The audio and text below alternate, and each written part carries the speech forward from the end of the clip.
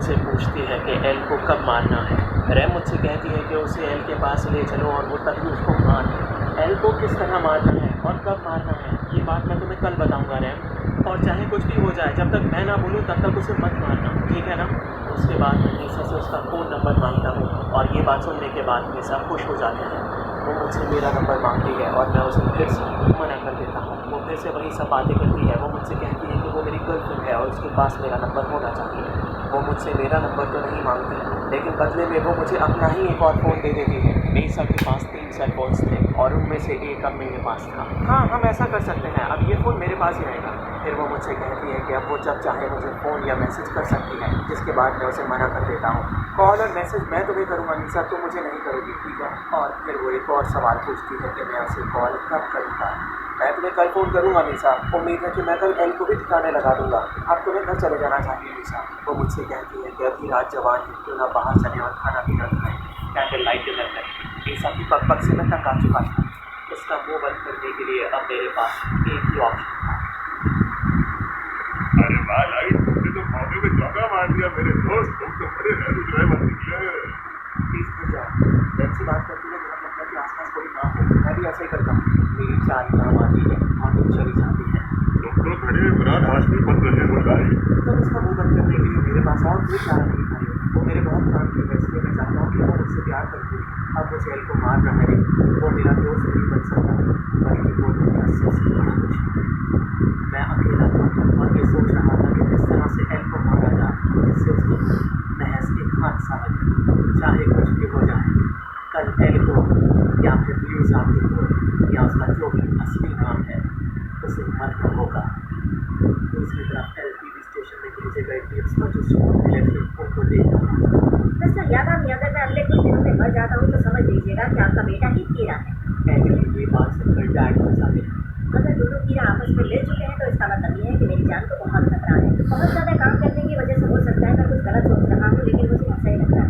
मैं ऐसा क्यों कह रहा हूँ ये तो नहीं कह सकता, लेकिन अगर मैं कुछ दिनों में मर जाता हूँ तो यकीन मानिए आपका बेटा ही कीड़ा है। अब मुझे हर कदम बहुत ही खूब खूब कर रखना पड़ेगा।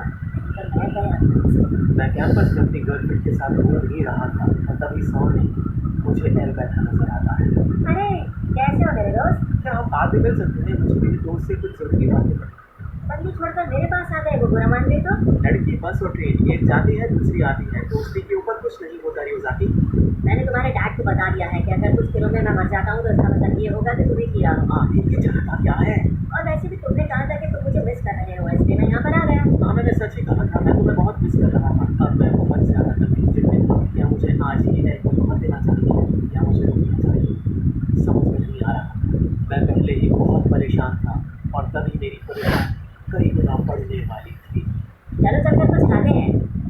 हाँ ठीक है, वैसे भी मेरा ब्रेक ही चल रहा है। हम दोनों कैंटीन की तरफ बढ़ी खरीदोगे तभी सामने से मीसा आ जाती है। तुम कितनी बेवकूफ़ हो, तुम यहाँ क्यों आई? इस तरह मीसा का सामने आना मुझे परेशान में डाल देता था, लेकिन एक अच्छी बात ये हुई कि मीसा ने उसका असली नाम जान लिया था। एल मीसा को अपना नाम मीरा की न्यू का बताता है, जिसको सुनने के बाद मीसा कश्मकश में पड़ जाती है क्योंकि वो उसका असली नाम देख सकती है। करियर बनकर बहुत खुश था क्योंकि मुझे लग रहा था कि एल का आज इस तरह से कॉलेज में आना। अचानक वो हंसने लगता है। ये हंस क्यों रहा है? कहीं से पता तो नहीं चल गया कि मीसा ही दूसरी कीड़ा है? तुम तो बड़े हेवी ड्राइवर हो लाइट। मैंने बहुत सारी मैथ सीन्स में मीसा को देखा है। मैं मीसा का बहुत बड़ा फैन हूँ। मीसा यंगस्टर्स में काफ़ी पॉपुलर थी और उसे यहाँ पर देखकर उसके आसपास भीड़ लग जाती है। मैं एल का असली नाम जानने के लिए बेकरार था, लेकिन उस भीड़ के चलते मैं मीसा से नहीं पूछ सकता था। और तभी कोई आता है और मीसा को वहाँ से लेकर चला जाता है। जैसे ही मीसा क्राउड से दूर जाती है, मैं सोच लेता हूँ कि अब मुझे मीसा को फोन करके एल का असली नाम जान लेना चाहिए। चलो लाइट, बहुत तेज भूख लग रही है यार। वो असल में मुझे कुछ काम याद आ गया, तुम चलो मैं आता हूँ। बहाना लगा मैं मीसा से बात करने के लिए फ़ोन निकालता ही हूँ, तभी एल का फ़ोन बजता है और वो मुझे कुछ ऐसा बताता है जिसको सुनने के बाद मेरे होश उड़ जाते हैं। हमने मीसा को गिरफ्तार कर लिया है। हमें लगता है कि मीसा ही दूसरी कीड़ा है। लाइट तुम्हारे एल लग गए। आखिर एल को इतनी जल्दी पता कैसे चला? मुझे कुछ समझ में नहीं आ रहा। जिन टिप्स को टीवी स्टेशन में भेजा गया था उस पर बाल और फाइबर जैसी कुछ चीज़ें चिपकी हुई थी। लैब टेस्ट के बाद ये पता चला कि वो सारे सैंपल्स मीसा के ही हैं। कर चुकी थी। मैं एल को मारने से सिर्फ एक कदम दूर था। मेरे दिमाग में सिर्फ एक बात चल रही थी कि काश मैं सारे लीव्स को खुद अपने हाथों से पहले ही डिस्ट्रॉय कर देता। लेकिन अब बहुत देर हो चुकी थी। लेकिन मैं हारने वालों में से नहीं था। मैं एल को तोड़ जवाब दूंगा। एल पुलिस हेडक्वार्टर में पहुंचता है और मीसा को देखने के लिए बताने से कहता है। मीसा की हालत देखकर सब लोग हैरान रह जाते हैं। मीसा को बहुत ही बुरी तरह से कैद किया गया था। वो पीड़ा हो सकती थी, इसलिए उसको इस तरह से कैद किया गया था। मीसा के खिलाफ पुख्ता सबूत मिल चुके थे। एल जान गया था कि वो हिंदू से पीड़ा है। मिस्टर यागामी बहुत ही अफसोस के साथ कहना पड़ रहा है कि अब लाइट ही हमारा प्राइम सस्पेक्ट है। बहुत जल्द हम उसे इंटरोगेशन के लिए यहाँ पर लेकर आएंगे। अब आपको अपने दिल पर पत्थर रखना होगा चीफ यागामी। और आखिर बात दिन के बाद मीसा बोलने के लिए तैयार हो सकती है।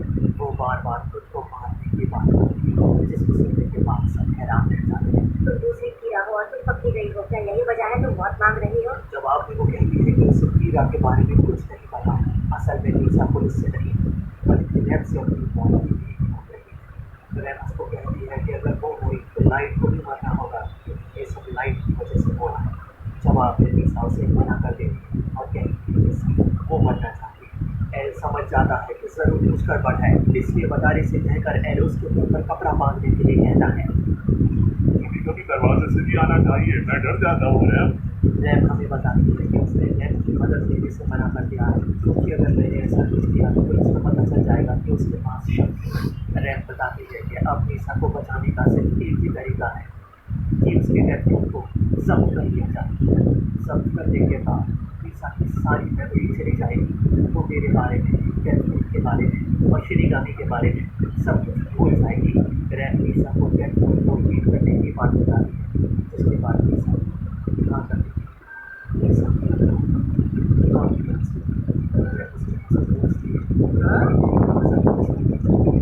अब मीसा के पास हम सबको के बारे में कुछ नहीं जानती, इसलिए पुलिस को आखिर में उसको छोड़ना ही पड़ेगा। लेकिन कभी रैम से कहती है कि अगर मैंने मीसा को नहीं बचाया तो वो मुझे जान से मार देगी। मुझे तुम्हारी शर्त मंजूर है और मेरे पास एक आइडिया थी। रैम कहती है कि चाहे कुछ भी करो, बस मीसा बचनी चाहिए।